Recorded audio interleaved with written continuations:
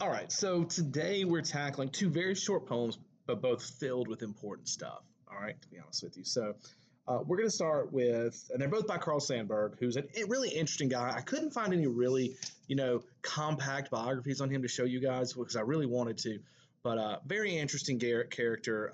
We are going to begin with his most famous, in my opinion, poem called Chicago. Now, you have a guy reading it for you on your OneNote right now, and I feel like he's a much better reader than I am, but we're still going to look at the poem and kind of talk through. Because it's short, we can do that, okay? So he starts off with, they tell me you are, I'm sorry, back up. It begins on page 868. I always forget there's a little stanza there. It's a very important one, too. It says, hog butcher for the world, tool maker, stacker of wheat, player with railroads, and the nation's freight handler, stormy, husky, brawling, city of big shoulders. Now, that's how we start. So you can tell that Sandburg loves the blue collar nature of this city. Let me adjust this a little bit. Oops, that may be a little much. Okay. He loves the blue collar nature of this city. He definitely is, a fan of. I mean, look at the jobs we have: hog butcher, tool maker, wheat stacker, railroad driver, designer, railroad builder. Freight handler, city of big shoulders. I mean, these images of a tough working class neighborhood, which, okay, that's a great thing to be proud of, definitely so far. I mean, that works.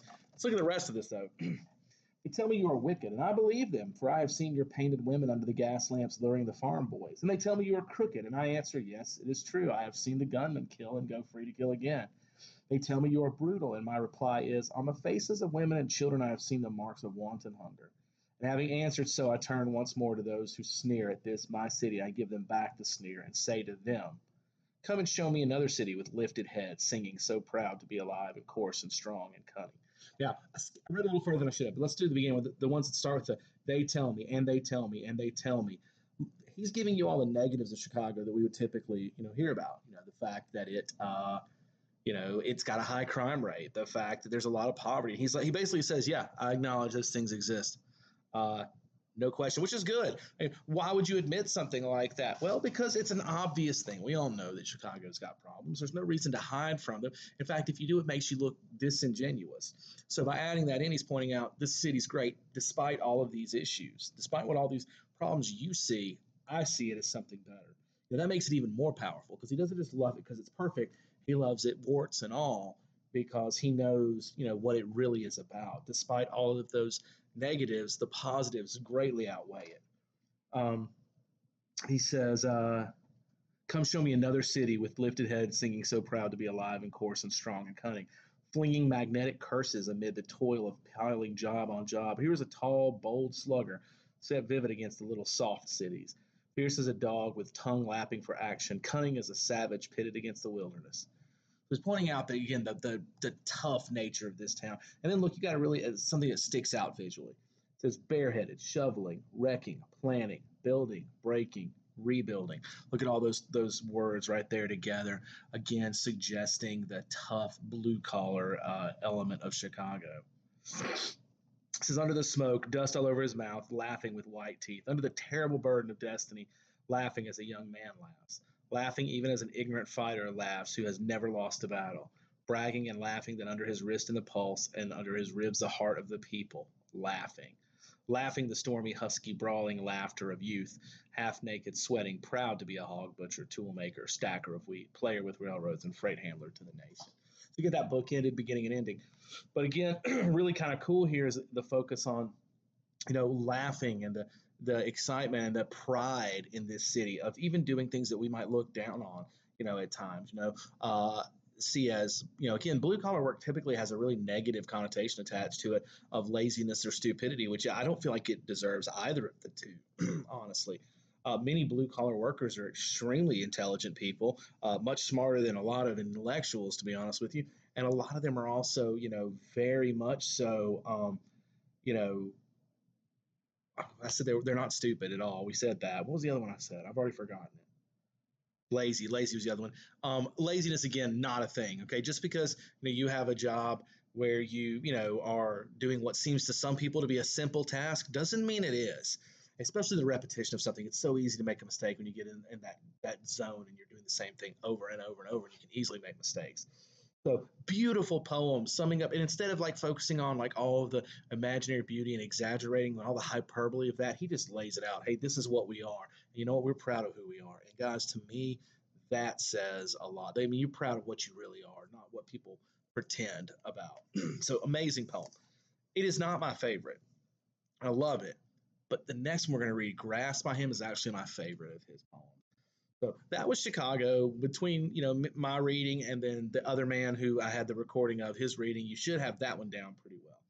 Grass is much shorter. It says, "Pile the bodies high at Austerlitz and Waterloo. Shovel them under and let me work. I am the grass. I cover all." So right away, Austerlitz and Waterloo. You probably know Waterloo. Austerlitz, not so much. I, but they're both Napoleonic Wars. Areas there was heavy fighting. So when he's talking about piling the bodies high there and then shoveling them under, and then he's kind of a cool line, "I am the grass, I cover all." So the grass is talking here. He's our speaker, and he's telling us to basically let me do what I do. Put the bodies out there, put them under me, and I'll deal with the rest. Okay, let's continuing on. He says, "Pile them high at Gettysburg and pile them high at Ypres and Verdun.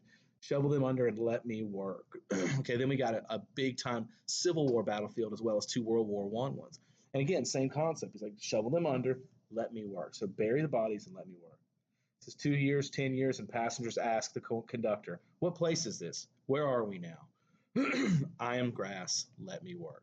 All right. So that part about, within 2 years or 10 years, people come through these areas that were once battlefields and now they're like, what is this place? Because the grass has done its job. You got to think about after Gettysburg. You've seen the pictures, but any of these any of these five that are listed afterwards, the amount of dead bodies and just the destruction there and the fact that nature bounces back so quick given its chance if we just leave it alone. Travel to Gettysburg now, if you didn't know you were there, you would have no clue that there had been a battle there. And it probably looked that way very soon afterwards. It's amazing the way nature just kind of can, cover up for our mistakes. Grass is a beautiful poem in that it really talks about, the passage of time and how time heals things. Is there anything that more seems to represent the passage of time than something like watching grass grow? And by Sandburg using that image of grass growing, it's this image of over time, all this stuff is buried under and we move on, or we can.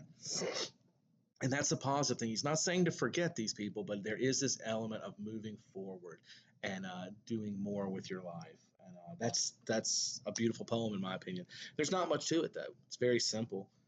Not the most complex of poetry here, either of these two, which I hope that's good for you. I hope that after a little bit of more complex stuff, this was good. Now we're going to get to some more complex stuff tomorrow as we move into Robert Frost and some of his work. So be prepared for that.